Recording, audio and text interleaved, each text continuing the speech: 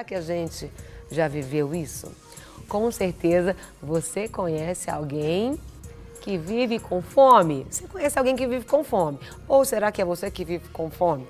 Os motivos para isso acontecer são muitos, são vários motivos. E quem fala mais para a gente sobre isso é a psicóloga Natasha Galante e Dr. Bruno Sander, gastroenterologista. Muito bom dia, que bom tê-los aqui. Ô, gente, esse negócio de fome é algo complicado. As pessoas têm fome mesmo, hoje elas têm tido mais fome do que o normal. Como gastro, o que o senhor fala? Pois é, cara, eu acho que primeiro é importante diferenciar a fome da vontade de comer. Ah, meu Deus, então é diferente. Uma coisa é fome, outra coisa é vontade de comer. Sim, então vamos lá. Exatamente. A fome, ela é fisiológica, é uma necessidade natural do nosso corpo.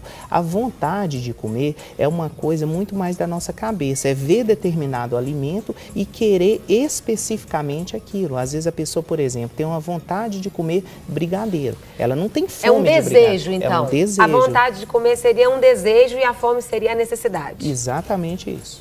Só que tem muita gente vivendo de desejo, não tem?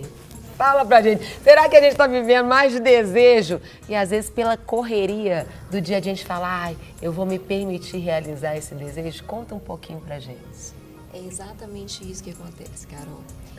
Muitas pessoas acabam, né, por conta da correria do dia a dia, satisfazendo desejos e não necessidades. Então nós temos que ficar atentos para organizar todas essas questões para facilitar o nosso rendimento no dia a dia, né? Nos policiarmos o que devemos comer saudável, o que não, o que é um capricho, o que é um alimento para aplacar um buraco. Você tem fome de quê? Qual que é a sua fome? Mas né? eu pergunto, como psicóloga, quando você está, seja no trabalho, algum momento, você realiza um desejo, você fica mais motivado ou não naquele momento de trabalho? Você vai falar como psicólogo, depois eu vou falar como médico os resultados. Porque às vezes você está lá e surge, nossa, eu estou estressado, eu vou comer isso. Isso me dá uma motivação a mais ou não? Como que funciona isso no nosso organismo? Com certeza, esse é um reforço positivo.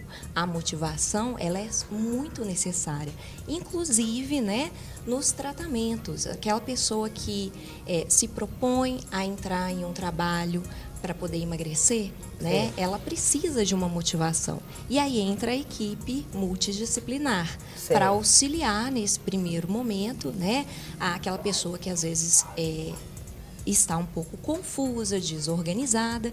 Então, nós entramos como motivadores. Exatamente isso. A equipe auxilia, né? Mas o desejo é algo que com certeza, e a realização, né, de uma atividade que você tem sucesso, isso com certeza reforça. Mas a gente tem que tomar cuidado com uma coisa. Às vezes, nós acabamos exagerando nessa satisfação momentânea, né? E aí, o excesso é prejudicial. Então, não, eu vou comer uma barra de chocolate agora porque eu mereço, porque eu trabalhei muito, etc. Se você fizer isso uma vez, ok, a sensação de prazer experimentada é muito gostosa, etc. Mas, se você fizer isso todo dia, a longo prazo, você tem uma perda substancial, né? É o que nós falamos, temos que agir no curto prazo, mas também pensando no longo prazo. E você está assistindo aí? Eu queria fazer uma pergunta. Aproveita, nosso WhatsApp já está aqui na tela, 8402-9756. 8402-9756. Faça a sua pergunta, aproveita que está aqui. Nós estamos com a psicóloga e com o gastroenterologista para te ajudar, falando aí sobre alimentação.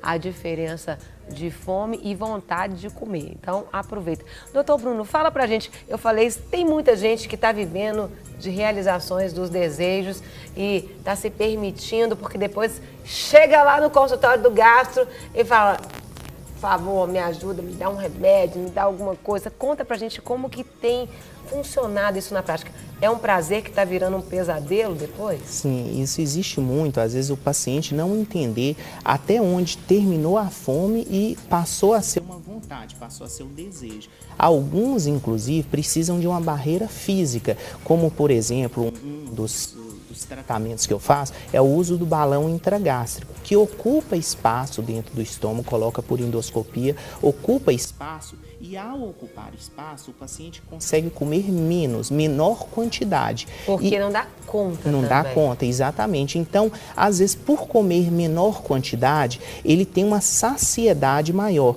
Então, isso, principalmente no início, é muito interessante para o paciente, que aí ele começa a perceber quando é que de fato ele está exagerando. Entendi. Porque com o balão o volume a ser ingerido vai ser menor. Então quando ele exagera, a tendência é que ele sinta um mal-estar, um desconforto, ele sente-se empazinado. Então ele fala, opa, eu não precisava de tanto necessariamente. Entendi. Então isso ajuda a ele entender o mecanismo de fome e de vontade. Nesse sentido é um auxiliar muito bom, mas conforme a colega psicóloga falou, é muito importante esse acompanhamento da equipe multidisciplinar, porque o balão é só um dos pilares, mas o paciente ele precisa ter um acompanhamento psicológico e precisa ter um acompanhamento nutricional para que ele consiga se inserir nesse contexto todo de perda de peso, que é muito mais complexo do que simplesmente se limitar ao estômago.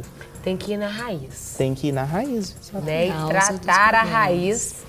Porque depois você tira o balão, se a raiz não foi tratada, exatamente, pode voltar. Pode voltar. Os efeitos sanfonas, até de todo tipo de dieta, né? Com qualquer tipo de remédio, de ajuda. Inclusive até o paciente o que a gente imaginava que seria a solução de todos os problemas, que é a cirurgia bariátrica, até em pacientes pós-bariátricos existe um reganho de peso quando o problema de base não é tratado. Tanto que atualmente é recente um tratamento novo chamado plasma de argônio, que é para o paciente que fez a cirurgia bariátrica e mesmo assim voltou a ganhar peso. Para ter uma ideia que o problema não se restringe só ao estômago, é muito mais complexo do que a gente imaginar. Vamos tirar parte do estômago ou vamos ocupar o estômago e o problema está resolvido. Não, parte do problema está resolvido, mas a outra parte que depende do paciente, esse sim é muito importante. Vou perguntar para você, mas antes, só com relação à dieta. Às vezes a pessoa faz aquela dieta ou fica aquele... É verdade, ou é mito ou é verdade? Depois que você mantém uma disciplina durante pelo menos um ano, depois o seu organismo ele não volta mais ao que era antes.